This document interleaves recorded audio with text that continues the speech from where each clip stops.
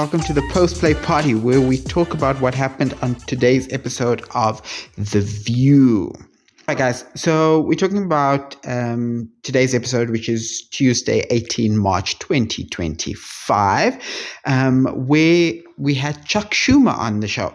Now, they've been teasing this for a while, very exciting. They gave him, I think it was like 3 segments, maybe even 4, but I think it was 3 segments they gave to Chuck. So we'll get to that, which, as always, with these big interviews, I always have a little bit of an issue with The View. In fact, let me just, since we're there, let's just jump into it.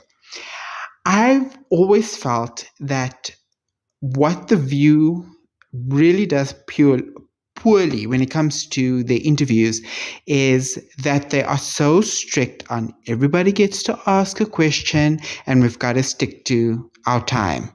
I think it allows for the guests to answer whatever nonsense they want to answer and doesn't give the host the opportunity to push back, to ask follow-ups, because then they are creeping into the next co-host's time. And I think guests are aware of that, so they can come pretty scripted and know that they won't receive much pushback. I think he knows that this is a flaw that The View has, and they're always chasing time. So what his plan was to come with his scripted answers and to go on and on for as long as he can to run out the clock. And I think he done that successfully. I really am grateful for Sunny. I think Sunny, I was really glad to see that she kept the same energy that she has had when he wasn't there. She kept it when he was there, sitting right in front of her, and expressed the fact that she vehemently disagrees with his choice to cave in, which was great. That's it. I really wish Anna was there. I think Anna is really good at being conversational, but at the same time, holding your feet to the fire, which is something that I think the other ladies struggle with. I think Sunny is very aware of not coming off as aggressive, because I think that is how the media and social media tries to paint her when she pushes too hard. So she has to sort of watch her step and be careful in her pushback. Whereas Anna, I think Anna is she's really comfortable in her skin and she does not care what anybody thinks. So she has the freedom to really go in, and if she takes over somebody else's time, if Alyssa doesn't get to ask a question, Anna does not care much at all. So I really think it would have been great if Anna were there. There were certain things like I really wanted them to push back on when it came to Chuck. One of the things was he kept going on about how they are still in the fight, and they keep fighting every single day. They're still in the fight and they're going to win. That sounds like a rally speech. There's no actual actions, no actual specific examples of what they're doing in the fight. So if you are not standing up against the Republican Party on the shutting down of the government, you say you are fighting every day. What is it that you are doing? What is the practical? How are you fighting? I'd really like to know that. I'm not saying that they aren't fighting. I'm sure that they are, but for the layman at home, what does that mean? What are you doing? You sort of just make these broad statements and hope that it sounds good and ends it with rah-rah, and we will win. I mean, that's what every politician says. Go to any rally. Everyone believes that they are going to win. That's all good and well. But practically, how are you going to do it? Then when it came to him talking about his book, and talking about how the fact that what is happening in Palestine is not a genocide. I would have just liked somebody to ask him, well, then what is a genocide? If you are so certain that it is not a genocide that has happened, what would Israel have to do for you to then say this is a genocide? I think that would have been, it's not a confrontational question. I think it's a legitimate question. The world over, everywhere else in the world. I mean, we have seen at the United Nations how slowly but surely, every country has come over to recognize, you know what, guys, we may not like it. Israel may be an ally to us, but we have to admit that this is a genocide. So every country except the United States now recognizes that, you know, what is happening in Palestine is a genocide. I would have just liked to know, and I mean, you have the right to your opinion that it is not a genocide, that is fine. But what would Israel have to do for you to say, okay, you know what, now, yes, you guys are right, it is a genocide? I would just love to know, what is that line, if there indeed is a line for him to admit that what is happening is a genocide. What was also interesting is when Alyssa asked him about leadership and whether he feels he should step aside the way Joe Biden stepped aside. And he said, basically, like, I'm paraphrasing now, but he basically said, no, he does not. He is the leader, and the reason why he is the best man for the job is because he is known for winning seats. And I just thought that was a ridiculous statement. Since 2016, when Trump entered office, how many seats has Chuck and the Democratic Party won within the Senate? Yes, they had a majority, but that majority was made up of the fact that they had a vice president who was the tiebreaker. And then there were, I think it was 6 or 7 independents that would side with them a lot of the time. But the Democratic Party has not had this supermajority since the Obama years. And that was just because there was Obamaphoria all around the world, not just in America, all around the world. So it made sense that the Democratic Party was on a high.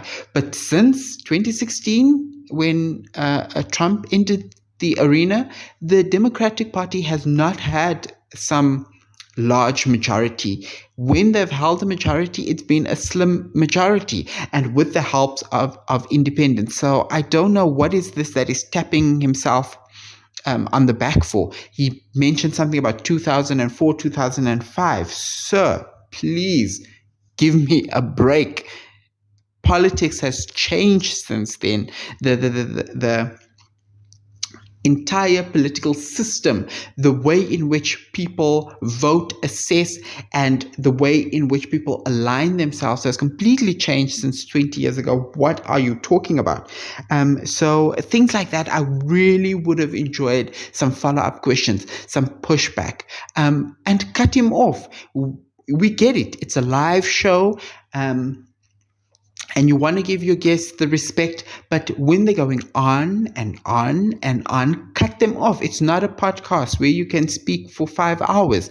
Cut it off. We asked you a question and we got what you were saying. Let's move on. Or let me give you a follow-up question to what you're saying based on what you were saying, and not just go to the next question on the question cards. So that is really my issue with these big interviews that The View gets. We always get excited, but I always find that this is the same recurring problem over and over again with The View.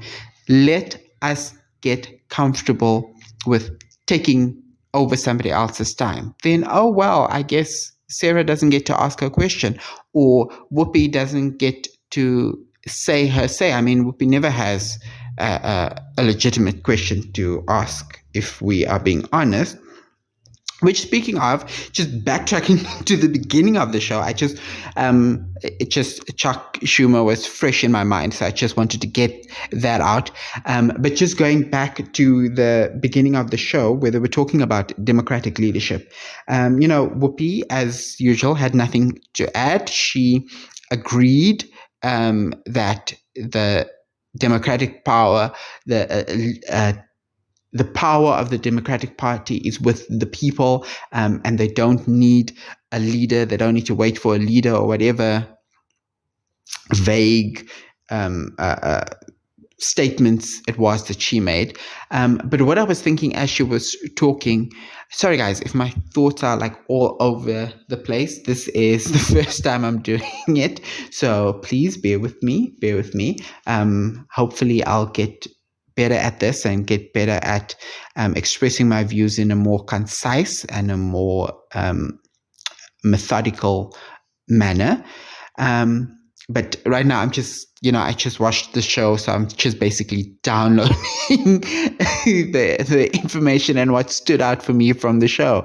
And as Whoopi was going on about, whatever Whoopi was going on about, what stood out for me was I just thought, Whoopi has never, okay, that's an exaggeration. To my recollection, Whoopi has never disagreed with the Democratic establishment. She's never gone against what the Democratic establishment has said or done or their choices. I get it, because there's a trust there, there's a track record there, but it also speaks to Whoopi's laziness. And by that, I mean to critically think, engage, and research specific issues that are on the table. She very rarely comes to the table and says, you know what? 9 times out of 10, I agree with Nancy Pelosi or Chuck Schumer, or whoever it may be. But on this, I think they are dead wrong. And this is why. She really does that because she does not do her homework for the show. If it comes out of a reliable source's mouth and she views the Democratic establishment as reliable, your Nancy Pelosi's and your Chuck Schumer's, they have a proven track record of being reliable and being trustworthy. So if they say it, she just runs with it. And that is why I think, I really, really, really love Whoopi, guys. I really do. She is an icon. She is a legend. But it definitely is time for her to step away from the table. Sunny, her take, again, consistent. She is very clear what she believes the Democratic Party should be doing, and I appreciate that it's different from everybody else who's sort of going with the traditional, let's fight fair, let's play smart, let's stay above, when they go low, we go high. She is very clear. She's not about that life. Times have changed. The rule book has been thrown out of the window. She's consistent with that. And it gives a different view from the rest of the ladies at the table, which is more in line with the majority of the Democratic base. When it comes to Sarah, look, I disagree with her take on it. Again, she is the more traditional, let's be the adults in the room. But what I did take from what Sarah said, which is so true, is the Democratic Party has a huge problem with messaging. It has been said 1,000 times, but they just can't get it together. Get 1 or 2 messages and drill that home. This is what we are doing. And this could have been an opportunity for them to all get together and say, we are not taking any responsibility for what is going to happen, but this deal on the table, we are not agreeing to it. If the government shuts down, it's on the Republicans. Whatever the executive chooses is essential and not essential is on the Republicans. This is their decision. This is their problem that they have made. We are more than happy to put our solutions on the table and have them come and meet us in the middle. But if they are not willing to compromise with us, we unfortunately have a duty to our constituency not to betray our constituents, and everything that we stand for to avoid the problem of a government shutdown that they are creating. This was an opportunity, but once again, the Democratic Party is split, and some want to play the nice, fair, honorable game, and some want to play hard ass. There is not a clear direction within the party, and that's what they suffer. You know, what's that old saying? Democrats fall in love and Republicans fall in line, or something along that line. Democrats need to learn to fall in line, which comes back to the issue that there is no leader to fall in line behind. So I think actually that may be the Democratic Party's priority now, is to find a leader. Which brings me to what Alyssa was saying when she spoke about the moderate versus the far left, and that the Democratic Party needs to take the more moderate approach. That's how they're going to win back people who voted Republican, who've moved over to the Republican side. And I just thought, Alyssa, what a stupid statement. That type of statement can only come from somebody who lives in a bubble. And by a bubble, I'm talking specifically about a US bubble with no knowledge about what's happening in the world around them. This is not a uniquely American problem. All around the world, it doesn't matter if you're looking in Europe, if you're looking in Asia, if you're looking in Africa, the middle, the moderates are falling away, and it is becoming extremes. You extreme right or you extreme left, and you need to pick a side. Listen, I am a moderate. It pains me to say. But unfortunately, that is just where the world is at the moment. And I do mean the world over. And America is no exception. The Democratic Party lost this election in 2024 because they tried to appeal to the moderates. They try to appeal to Republicans. That is not a winning strategy. Trump has shown us this. How is it that Trump was able to get the Republican Party out of like a 20-year span of losing? Because the last time the Republican Party had the popular vote was in 2004 with Bush, which was merely because he was a wartime president, so the public rallied behind him.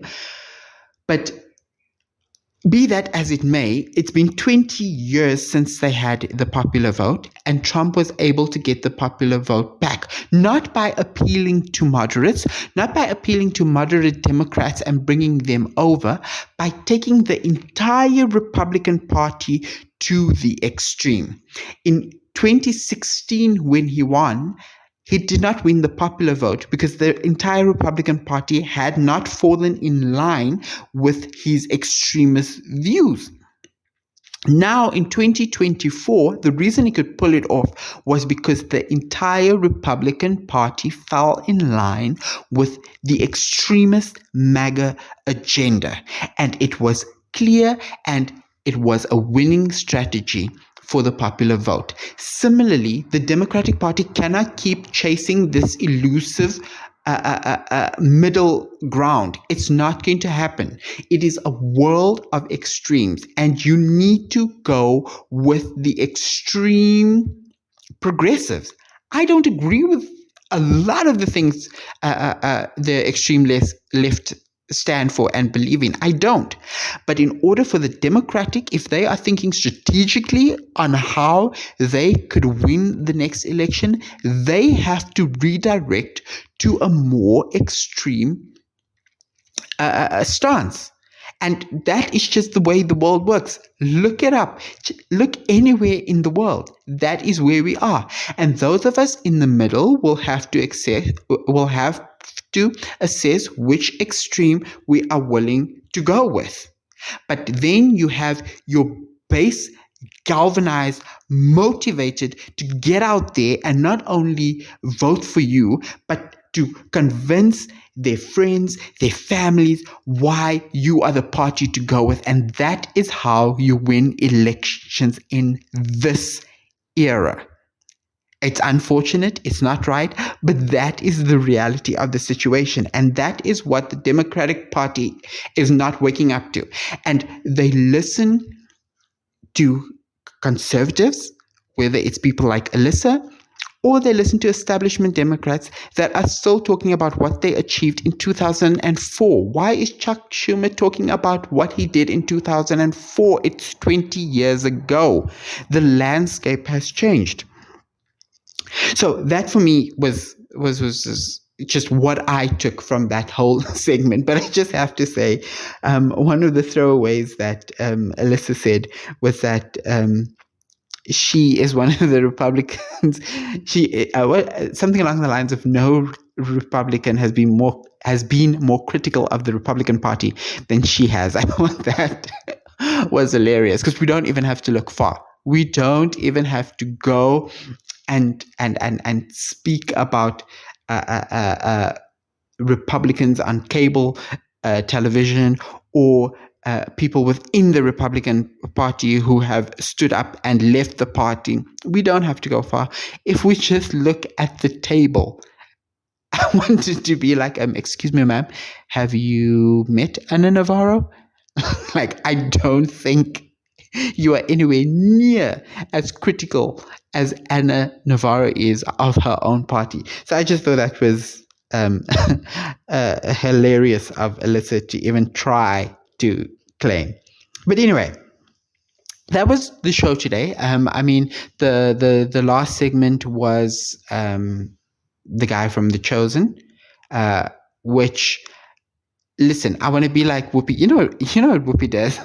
Whenever she hasn't seen a film or a series or read the book that the guest is promoting, she always does like these vague, generic compliments, like, "Oh, that's a great show," or "Oh, that's a fantastic book."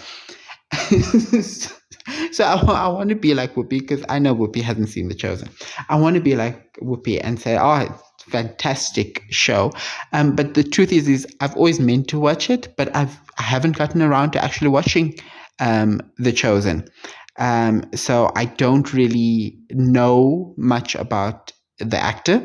Obviously, I know about the series The Chosen. I mean, it's hugely popular and is available on so many different platforms. It's hard to miss.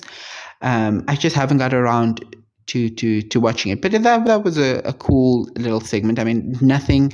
I'm trying to think now as I'm speaking if anything really stood out to me. But I to be honest with you, I don't really remember much. I do remember thinking, though, as an actor to portray Jesus, it must be really tough in terms of just making sure that you are keeping your house clean, even in terms of other projects that, he was talking about other projects that he's working on and that he has worked on. I imagine you just have to be so careful about what type of projects you sign on to, who is attached to that project, because it's so easy for something to become a scandal in this day and age.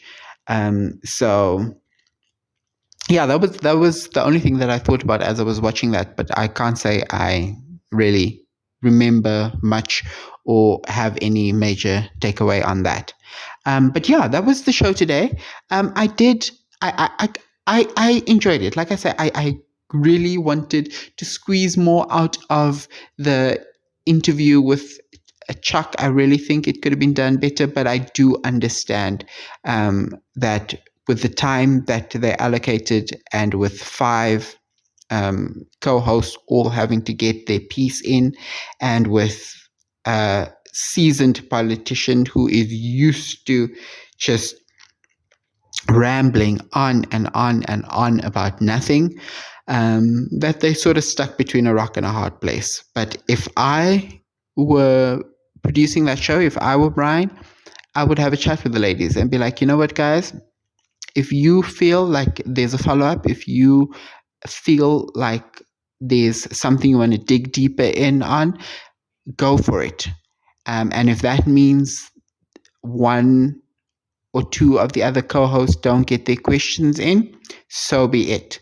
If those co-hosts feel that their question is really important, they can then interrupt your little back and forth and be like, I'm sorry, we're running out of time, and I really want to get this question in. So if we can please move on, I wanted to ask and get to their question, jump in there. Unfortunately, they have to get a little bit more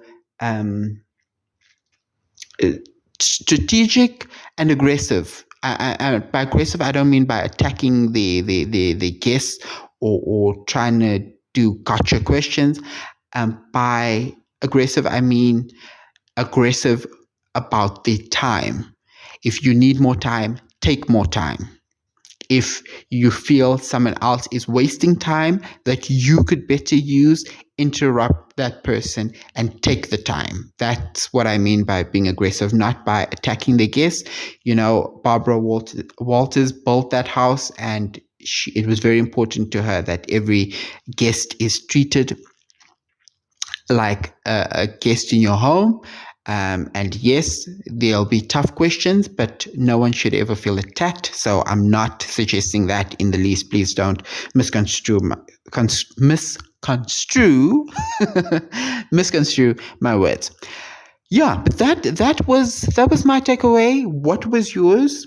Share with us. Again, I'm sorry, I'm not as polished as some other people. But you know, other people have been doing this for years. This is my first rodeo. And also I am an introvert. I don't really speak a lot. You know, I've got a lot of thoughts, but I'm not really practiced at expressing them and getting them out there. So I will be a little scattered at times, and I will stutter, and I may ramble a bit. But be patient with me. Let's see how this goes. Like I said, you know, this is really a community that I want to build. And maybe I'm not even the best one to be leading the charge on this, and maybe one of you, you know, like I said, sent through really compelling or interesting voice notes, and your point of view could take over the podcast. Let's see how it goes. But for now, it's just me speaking into my phone about a show that I really enjoy, and I hope you do too. All right, guys, I've spoken enough now. I will see you again. Well, not see you. I will chat to you again as soon as I can. Let's see what's in store for tomorrow. Cheers, guys.